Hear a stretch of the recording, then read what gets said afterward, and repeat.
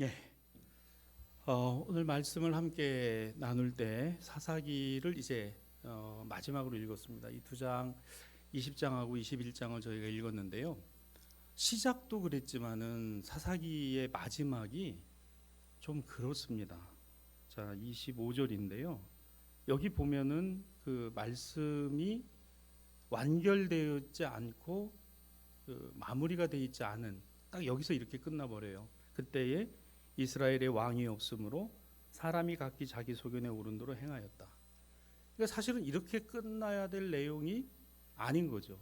아닌데 이렇게 끝났다는 겁니다.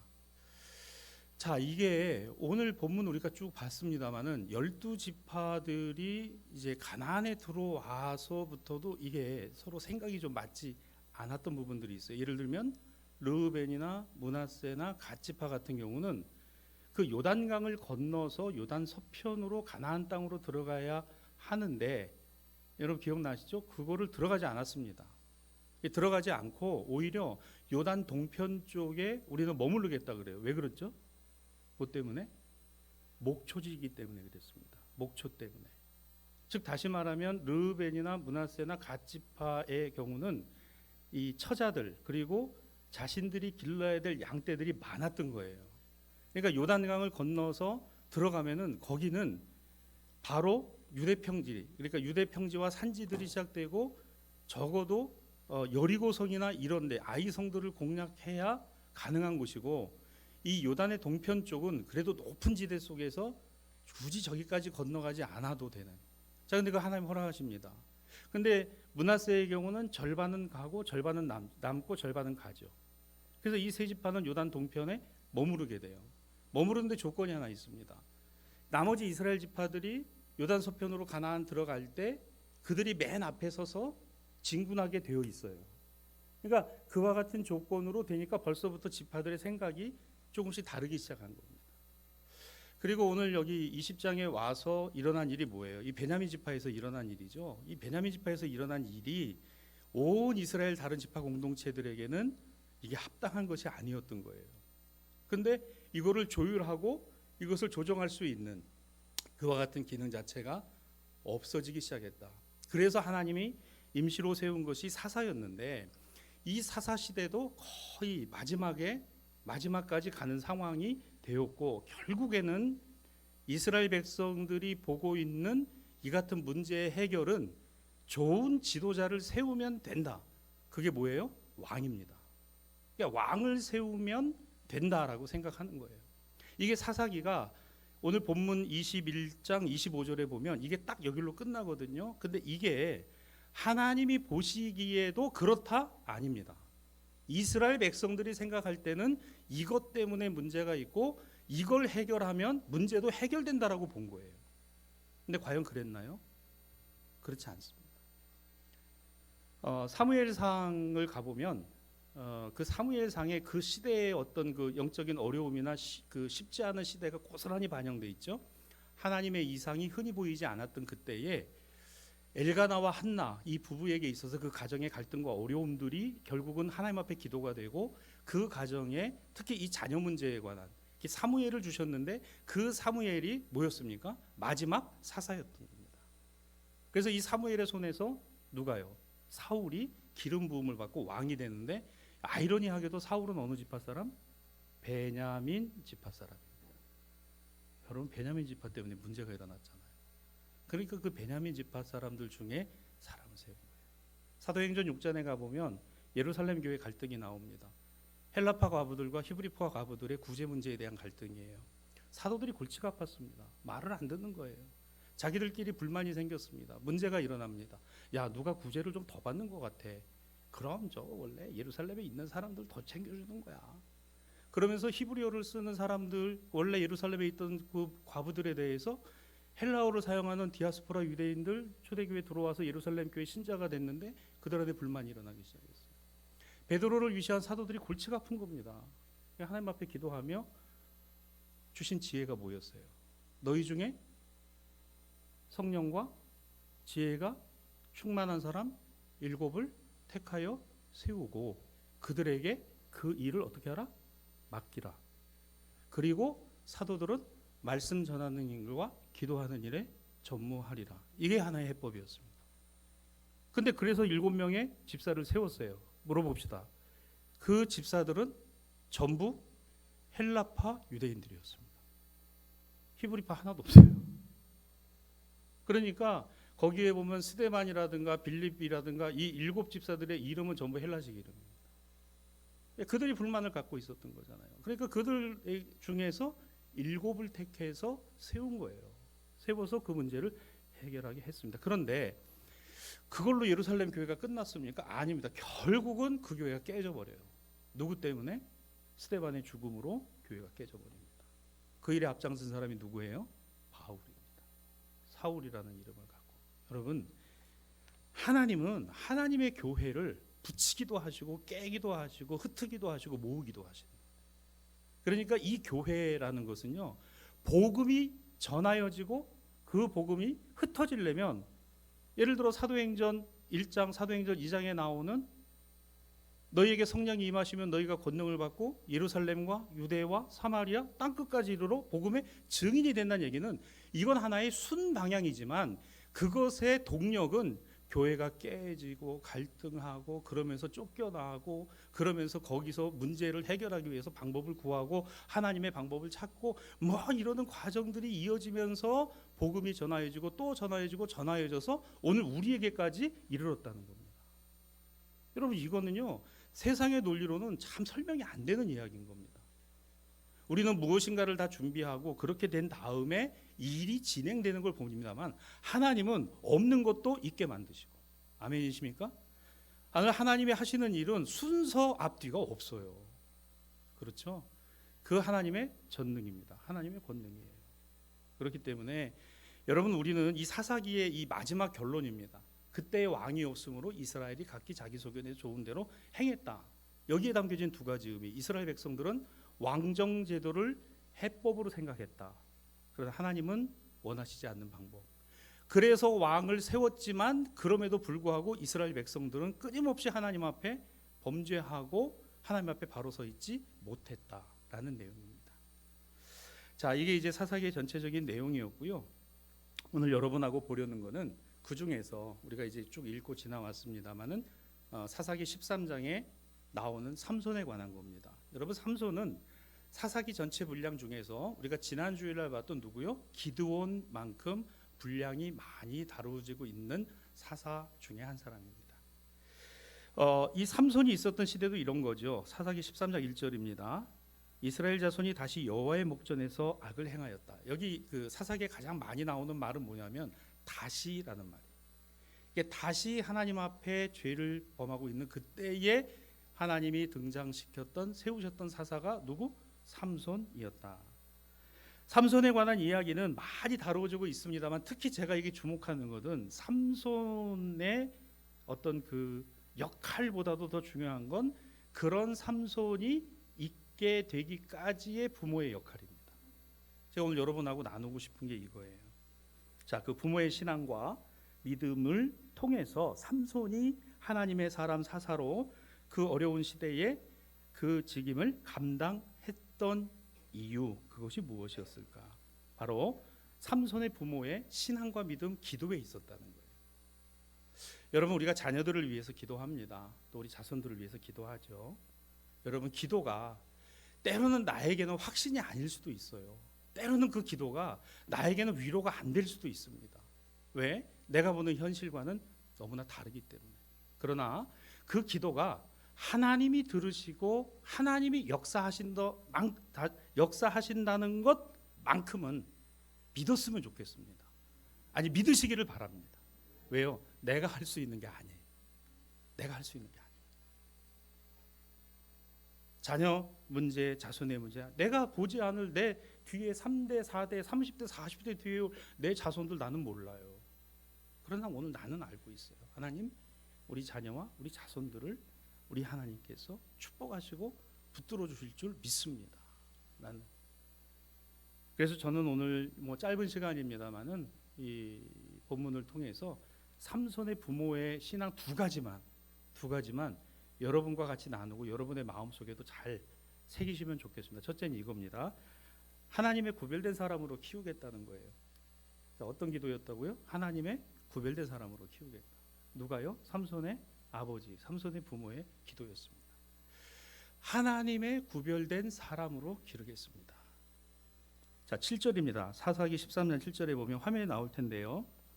이 아이는 태에서부터 죽는 날까지 하나님께 바쳐진 나시림이 됨이라.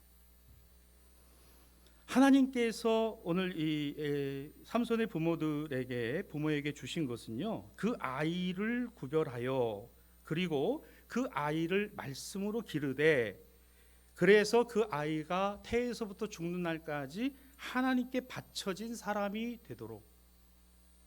자, 이거에 대해서 삼손의 부모들은 바로 여기에 아멘을 했다는 겁니다. 자, 우리가 우리 자녀들에 대한 문제를 가지고 그걸 어떻게 하든지 풀어가려고 해요. 그런데 참 쉽지 않습니다. 그러면 한번 이렇게 다시 되돌려 봅시다. 하나님, 이 자녀를 하나님이 우리 가정에 선물로 주셨습니다. 우리 부부에게 선물로 주셨습니다. 그러면 이 자녀를 우리 하나님이 책임져 주실 것을 믿습니다. 이게 자연스럽게 연결이 되는 거잖아요. 그게 뭘까요? 그게 구별입니다. 여러분, 이 구별이라는 게 뭔가 좀 특별하게 대우하다라는 의미가 아니라 그 자기 정체성 자체를 잊어버리지 않게 한다는 거예요. 나의 정체성. 내 부모님이 나를 위해 기도해. 할아버지와 할머니와 나를 위해서 기도하셔서 나는 그 기도를 알고 있는 아이야. 이 아이가 그렇게 자라는. 여러분, 우리 아이들이 어른들의 예배 속에 들어와서 참 용어도 어렵고, 오늘 우리 성찬예를 했잖아요. 성찬예 했는데 아까 예배 마치고 이제 쭉 나갈 때 인사하는데 우리 운이가 나가면서 저한테 그러는 거예요. 운이가, 목사님 오늘 굉장히 맛있었어요. 그렇게 얘기를 하면서 또 뭐라고 얘기하냐면은, 그런데 좀 써요. 여러분, 사실 우리가 그거 맛으로 우리 어른들은 맛으로 먹고 뭐 이렇게 먹는 게 아니잖아요. 우리 주님의 몸입니다. 주님의 피입니다. 그러고 먹는 거잖아요. 우리 이 아이들에게 그 설명해도 아이들 알아요? 몰라요. 그냥 이게 오늘은 맛있다. 또 이거 오늘은 좀 다네. 오늘은 쓰네. 그래도 괜찮다는 거예요. 왜? 이 아이들이 나중에 자라서 그 기억이 그 마음속에 분명히 이거 살아있다는 겁니다. 살아있게 된다는 것이고요. 여러분, 지금 다 몰라도 돼요. 지금 다 안 알아줘도 돼요. 지금 다 해결되지 않아도 돼요. 그러나 하나님은 과정 속에서 역사하신다는 거예요. 이러저러 요모조모 만들어 가신다는 거예요. 여러분, 예수께서 베드로를 버리실 것 같았으면요, 몇 번도 버리셨을 것 같아요. 그런데 끝까지, 어디까지? 갈릴리에 가서 고기잡이 하는 그를 찾아가셔서까지 내가 나를 사랑하느냐? 내가 나를 사랑하느냐? 3번을 물으시잖아요. 여러분, 우리 주님은 포기가 없으세요. 그리고 우리 주님은 버리는 게 없습니다. 근데 우리는 포기가 빠르고 우리는 버리는 것도 너무 많더라고요. 내 마음이 혹시 그렇다 하더라도, 그러나 제 마음은 이렇지만 그러나 주님은 다르시죠. 주님 뜻대로 되기를 원합니다. 여러분, 우리 모든 기도가 내가 구하는 거지만 항상 결론은 그랬으면 좋겠어요. 나는 왕을 세우는 것이 해결이라고 생각합니다만 이거는 주님 내 생각이고 그것은 방법은 주님께 있습니다 하고 고백했으면 좋겠어요. 우리 자녀들에 대한 것도요. 여러분, 답답하죠. 안타깝죠. 속상하죠. 아쉽죠. 괜찮습니다. 그러나 이 아이는 하나님이 우리 가정에, 우리 부부에 뭐로요? 선물로 주셨습니다. 이 아이 반드시 하나님께서 책임져 주시고 이 아이를 바르게 세워주실 줄 믿습니다라는 것만큼은 버리지 말자는 거죠. 그게 바로 하나님의 구별된 사람으로 기르겠습니다. 그래서 여기 나시린이라는 말이 나와요. 여러분이 나시린은 아시죠? 뭐 구별되다, 또 택하여지다, 또 말씀대로 양육되다, 뭐 이런 뜻을 갖고 있어요. 근데 여기 삼손만이 나시린이 아니죠. 사무엘도 사실은 나시린이었습니다. 사무엘도요. 그래서 어릴 때 이제 서원대로 엘리 제사장에게 보내져 가지고 그 성전에서 제사장과 함께 기거하게 되잖아요. 근데 그 어린 사무엘이 누구의 음성을 들었어요? 하나님의 음성을 들었어요. 참 귀하죠. 하나님의 음성은 어린아이들이 더 잘 듣는다 그래요. 왜냐하면 어른들은 듣는 이야기가 너무 많아서 하나님의 음성을 잘 못 들을 가능성이 있는데 아이들은 너무 순수해서 잘 듣는다고 합니다. 근데 저는 반대로 생각이 돼요. 때로는 아이들의 말 속에서 하나님의 음성의 지문이 좀 묻어나는 게 있습니다. 아이들의 말 속에서. 여러분도 혹시 그런 경험들이 있으세요? 아이들이 탁 하고 말하는 게 애의 말이 아니라 탁 하나님께서 나로 깨닫게 하시는 말씀으로 다가올 때가 있더라는 겁니다. 나실인 맞습니다. 뭐 포도주 구별해서 해야 되고요. 출치하면 안 되는 거고요. 머리 깎으면 안 되는 겁니다. 죽은 사람 가까이 하면 안 되고요. 구별된 거룩한 삶을 평생도록 그가 정해진 나실인의 규례를 기간 동안에 설정해야 되는 거예요. 신약에 와서는 나실인이 또 있어요. 세례 요한입니다. 세례 요한은 요단강가에서 그는 구별된 삶을 살았죠. 메뚜기와 석청을 먹고 그리고 가죽으로 옷을 해 입으면서 그런 어떤 예루살렘 성전과는 전혀 다른 나실인의 어떤 규례를 이어가고 있었고, 또 누가 있을까요? 바울입니다. 사도 바울이 갱그레아에서 머리를 깎게 되죠. 그러니까 그는 이미 하나님 앞에 나실인의 소원을 하고 그러면서 기도했던, 그 율법을 너무 잘하는 사람이니까. 바울도 나실인과 같은. 여러분, 그리스도인은 영적인 나실인인 겁니다. 그거는 우리가 구별한 게 아니라 하나님이 우리를 구별하셨다라는 은총 안에 있는 나실인입니다. 여러분, 저와 여러분이 우리 스스로를 규례를 우리를 정결케 하고 우리를 깨끗게 하는 나실인이 아니에요. 구약과 신약의 나실인은 그런 거였습니다. 내가 구별하고 내가 정결하게 하고. 그러나 그게 아니에요. 우리 신약의 영적인 나실인들은 하나님이 우리를 구별하시고 우리를 거룩하게 하신다라는 겁니다. 이게 영적인 나실인이죠. 여러분, 교회가 바로 그 나실인들의 공동체입니다. 그리스도의 몸인 것이죠. 그러므로 오늘 여기에 하나님의 구별된 자녀들, 하나님의 구별된 자손들, 하나님이 저들을 거룩하게 하시고 복되게 하시고 하나님이 아름답게 쓰실 것이라는 믿음과 기도가 오늘을 살아가는 신앙과 믿음의 부모 세대에게 있어야 될, 누구처럼? 삼손의 부모와 같이 저와 여러분도 이와 같게 되기를 주님의 이름으로 축복합니다. 두 번째가 있어요. 두 번째 우리가 기억할 것은 방법은 하나님께 있다는 겁니다. 방법은 하나님께 있어요. 하나님이 구별하셔서 하나님이 쓰실 사람들은 하나님의 방법대로 만들어 가신다라는 것을 우리는 어떻게 해야 돼요? 믿어야 된다는 거예요. 부모 세대들이 믿어야 하고 아버지와 어머니들이, 할아버지와 할머니들이 믿어야 한다는 겁니다. 사사기 13장 8절입니다. 삼손의 아버지였던 마노아가 하나님께 기도합니다. 우리가 그 낳을 아이에게 어떻게 행할지를 우리에게 가르치게 하소서. 저는 참 이 기도가 중요한 기도라고 생각합니다. 하나님이 나실인으로 자녀를 선물로 주신다라고 하는 그 기도 앞, 그 내용 앞에 아버지는 이렇게 기도했어요. 하나님, 저희 가정에 주실 아이가 어떻게 행하고 그 아이를 우리가 어떻게 가르쳐야 할지를 알게 해달라. 알게 해달라. 여러분, 가정교육과 교회교육의 그 지향점은 여기에 있다고 생각합니다. 하나님이 주시는 자녀, 하나님 주시는 자녀 세대다. 여러분, 저는 주일마다 참 행복한 것 중에 하나는 우리가 점심을 먹고 그리고 이제 오후 예배 올라올 때 그 1층의 카페, 그 다음에 그 옆에 소예배실에 우리 아이들의 웃음소리, 그 아이들의 제잘거리는 소리들이 끊이지 않는다는 거예요. 끊어지지 않았다는 겁니다. 여러분, 그걸 들으면서 야, 시끄러워라고 생각하는 분들은 아무도 없을 거예요. 왜요? 오늘 그 소리들이 너무 귀엽고 너무 복된 겁니다.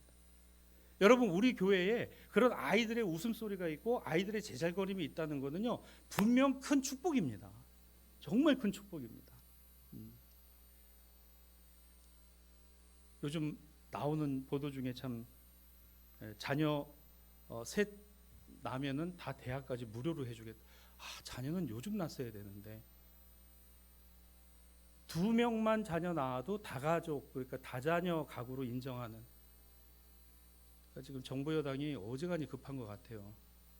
일단 지르고 보는 것 같은데 어쨌든 그런 게 대학 등록금 뭐 이런 것뿐만 아니고요. 여러분, 서울의 요즘 교회들 중에 어떤 거 하는지 아세요? 그 교회 안에서 그 젊은 세대가 결혼을 해도 축하금을 주고 아이를 낳아도 교회에서 다 그 교인들 앞에 와서 축하하고 축복하고 축하금을 줍니다. 지난주에 우리 지방의 교육부하고 교회학교 임원들이 모였어요. 동광교회에서 저녁에 모여서 같이 이제 회의를 하고 저녁을 먹는데 대연교회가 주일학교가 잘 됩니다. 그래서 유년부부터 초등부까지 1학년부터 6학년까지 그래서 그 잘 되기 때문에 우리 교단의 하나의 모범적인 어떤 사례로 그 소개가 돼 있어요. 그래서 이제 그거를 우리 지방에 이제 적용을 하려고 하는데요. 제가 또 올해 지방의 교육부장을 맡았는데 이 교회학교 회장님이 이렇게 쭉 계획서를 갖고 왔어요. 그래서 제가 계획서가 작년하고 재작년하고 그 전년하고 달라진 게 하나도 없습니다. 그래서 저희 이제 그 위원들하고 경건회를 하고 제가 그랬어요. 정말 이렇게 하고 싶으시냐? 교회학교 회장님께 정말 이렇게 하고 싶으시냐? 그랬더니 대답을 안 해요. 본인도 확신이 없는 거예요. 여러분 제가 총회 교육부에 가서 교회학교 전국연합회 회장님하고 임원들 오셨을 때 제가 그런 얘기를 했습니다. 교회학교 전국연합회가 바뀌지 않으면 교회학교 부흥은 없습니다. 지금 주일학교 틀과 체제를 가지고서 계속적으로 교회학교 전국연합회가 거기서 한치도 변화가 안 되는데 그렇게 된다면 소망이 없습니다. 근데 모르겠어요. 그게 어느 정도 이제 생각이 지금 총회에서 교회 교육의 방향이나 이런 분들을 고민을 하지 않으면 안 되는 상황이 돼 있다는 거. 자, 우리 지방에도 마찬가지입니다. 그걸 이야기를 할 때 회장님도 대답을 못 해요. 이거 바꿉시다. 그 회장님이 대연교회 안수 집사님입니다. 우리 지방의 교회가 49개, 주일학교가 있는 교회가 10개가 채 되지 않고 거의 30개 교회가 주일학교가 없습니다. 어떻게 할 겁니까? 성경학교를 하고 싶어도 성경학교를 하지 못하고 아이들이 몇 명 되지 않아서 수련회를 가고 싶어도 수련회를 가지 못하는 아이들을 묶어서 그 아이들을 위해서 성경학교를 열어주고 그 아이들에게 예배당을 개방해서 우리가 함께 정말 한 주일이라도 그 아이들과 먹고 마시고 함께 즐길 수 있다면 나는 교회학교 연합회나 지방의 교육부가 그 일을 하는 게 맞다고 생각합니다. 그랬더니 그 집사님이 목사님 저도 그걸 하고 싶은데요. 이게 이렇게 내려와 가지고 이렇게 올렸다는 거예요. 우리 지방회에서 한 해 쓰는 예산이 1억 7천 정도 됩니다. 그 중에서 교육부에 배정된 예산이 가장 많아요. 1,500만 원에서 1,700만 원 사이입니다. 근데 이게요. 전부 지금 다른 데 쓰여지는 거예요. 그래서 이번에 지방의 교육부하고 교회학교는 그거를 완전히 엎어놨어요. 엎어놓고 상반기하고 하반기에 정말 그런 교회들을 묶어서 아이들에게 아이들이 즐거워하고 아이들이 좋아할 수 있는 거 하자. 여러분 대연 성결교회가 가장 크고 가장 잘한다 그러는데 1학년부터 6학년 중학교 중학생까지 몇 명인지 아십니까? 200명입니다. 2,000명이 아니고요. 200명이에요.